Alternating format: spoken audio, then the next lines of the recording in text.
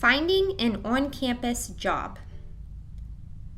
From our main untdallas.edu website, up on the top menu options, you are going to select Resources, and then you will click on Human Resources.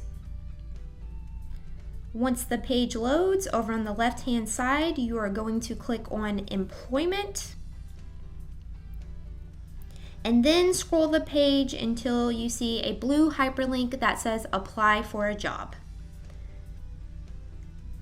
Once you click on that, underneath the home icon, over on the left-hand side, you are going to click Search Jobs. And then it's going to present some filter options for you to look at. The main one you'll want to make sure that you do filter for is for the job location. So you'll want to make sure it's Dallas, and the campus is going to be University of North Texas, Dallas.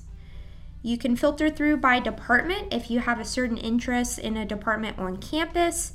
And then you also want to make sure for the position type that you select student.